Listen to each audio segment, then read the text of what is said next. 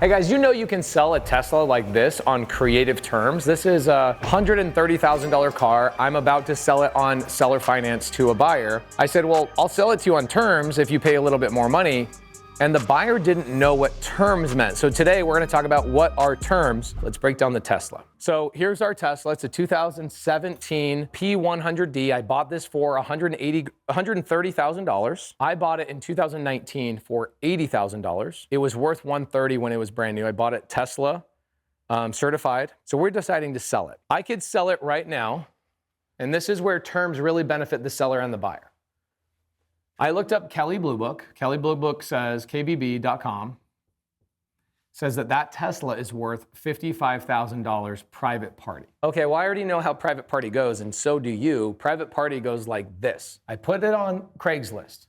I say, hey, I'm selling this Tesla for $55,000. The used market for cars is actually really soft right now, and it's getting more and more soft. So I'm gonna get people that come in and go, I'll pay $48,000 cash for that Tesla. If you're a seller of a car, you're a seller of a house or a seller of a business, the reason why I sell a lot of things on seller finance, even though I'm a creative finance buyer, I also sell things is because I'm now selling this Tesla for $60,000 because I'm giving my buyer terms. They don't have to go through a bank. They don't have to give me a big down payment. They don't have to get qualified.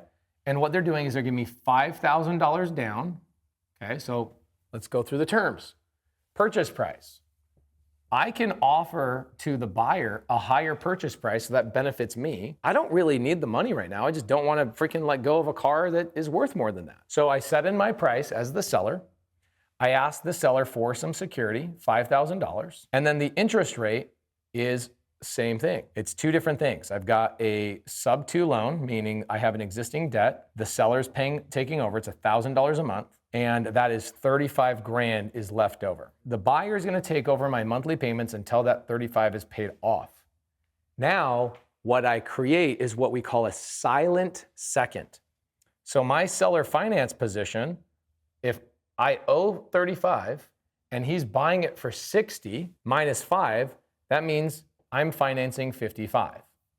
Out of that 55, $35,000 is with a bank.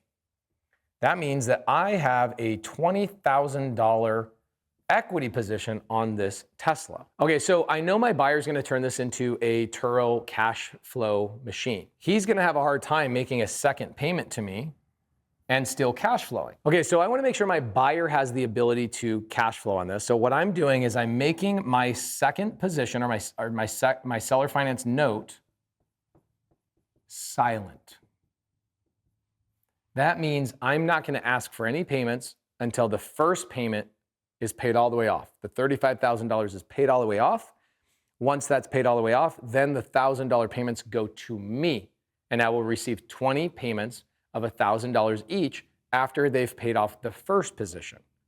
And I can structure this however I want, but I'm doing it because I asked for more money, I asked for a down payment, and I wanted to make sure that my number I sell it for is in my benefit, but I also don't want to put the buyer in a detriment and make it so he can't cash flow. Length of time is until it's paid off.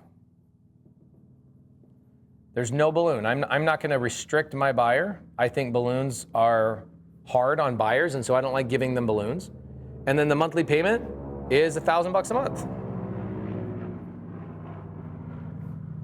Now, I know that the buyer is going to be able to take this Tesla, put it on Turo. I'm going to make sure he has insurance and all of the things. But I know that if I try and ask him for a second payment on my $20,000 of equity, it's going to make it so his cash flow is hard. And I want my buyer to cash flow. So as a seller, I really have to make sure that my buyer is going to make money. One of the best things I can do for security, I get a lot of sellers that will say, well, what's my security? Okay. Well, your security is A, the proper paperwork, right? B, your buyer and their ability to cash flow.